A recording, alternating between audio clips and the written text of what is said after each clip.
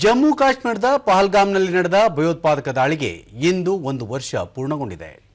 ಕಳೆದ ವರ್ಷ ಈ ದಿನ ಪಹಲ್ಗಾಮ್ನಲ್ಲಿ ಭಯೋತ್ಪಾದಕರು ನಡೆಸಿದ ಗುಂಡಿನ ದಾಳಿಯಲ್ಲಿ 26 ಅಮಾಯಕ ಪ್ರವಾಸಿಗರು ಹತರಾಗಿದ್ದರು.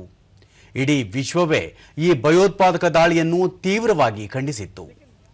ಇದಕ್ಕೆ ಪ್ರತೀಕಾರವಾಗಿ ಭಾರತೀಯ ಸಶಸ್ತ್ರ ಪಡೆಗಳು ಆಪರೇಷನ್ ಸಿಂಧೂರ್ ಕಾರ್ಯಾಚರಣೆಯ ಮೂಲಕ ಭಯೋತ್ಪಾದನೆಯ ದುಷ್ಕರ್ಮಿಗಳಿಗೆ ತಕ್ಕ ಪಾಠ ಕಲಿಸಿದ್ದವು. ನಿಯಂತ್ರಣ ರೇಖೆಯಾದ್ಯಂತ ಮತ್ತು ಪಾಕಿಸ್ತಾನದ ಒಳಭಾಗದಲ್ಲಿ ಭಯೋತ್ಪಾದಕ ಮೂಲ ಸೌಕರ್ಯವನ್ನು ಆಪರೇಷನ್ ಸಿಂಧೂರ್ ಕಾರ್ಯಾಚರಣೆಯ ಮೂಲಕ ನಾಶಗೊಳಿಸಲಾಗಿತ್ತು.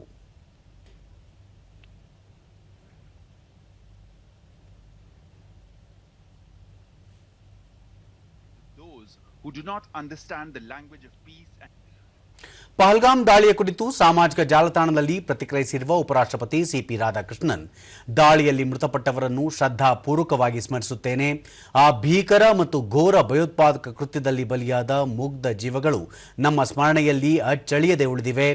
ಅವರ ಕುಟುಂಬದವರೊಂದಿಗೆ ನಾವು ಒಗ್ಗಟ್ಟಿನಿಂದ ನಿಲ್ಲುತ್ತೇವೆ. ಇಂತಹ ಕ್ರೂರ ಕೃತ್ಯಗಳು ಶಾಂತಿ, ಏಕತೆ ಮತ್ತು ಮಾನವೀಯತೆಯ ಶಾಶ್ವತ ಮೌಲ್ಯಗಳನ್ನು ಎತ್ತಿ ಹಿಡಿಯುವ ನಮ್ಮ ಸಂಕಲ್ಪವನ್ನು ಎಂದಿಗೂ ಅಲುಗಾಡಿಸಲು ಸಾಧ್ಯವಿಲ್ಲ ಎಂದು ಹೇಳಿದ್ದಾರೆ. ಪ್ರಧಾನಿ ನರೇಂದ್ರ ಮೋದಿ ಸಹ ಪಹಲ್ಗಾಮ್ ದಾಳಿಯಲ್ಲಿ ಮೃತಪಟ್ಟ ಪ್ರವಾಸಿಗರಿಗೆ ಶ್ರದ್ಧಾಂಜಲಿ ಸಲ್ಲಿಸಿದ್ದು, ದೇಶ ಯಾವುದೇ ರೀತಿಯ ಭಯೋತ್ಪಾದನೆಗೆ ತಲೆಬಾಗುವುದಿಲ್ಲ. ಭಯೋತ್ಪಾದಕರ ಘೋರ ಯೋಜನೆಗಳು ಎಂದಿಗೂ ಯಶಸ್ವಿಯಾಗುವುದಿಲ್ಲ. ಕಳೆದ ವರ್ಷ ಈ ದಿನ ನಡೆದ ದಾಳಿಯಲ್ಲಿ ಬಲಿಯಾದ ಅಮಾಯಕರನ್ನು ಎಂದಿಗೂ ಮರೆಯಲಾಗುವುದಿಲ್ಲ. ಭಾರತ ದುಃಖ ಮತ್ತು ದೃಢ ಸಂಕಲ್ಪದಲ್ಲಿ ಒಗ್ಗಟ್ಟಿನಿಂದ ನಿಂತಿದೆ ಎಂದು ತಿಳಿಸಿದ್ದಾರೆ.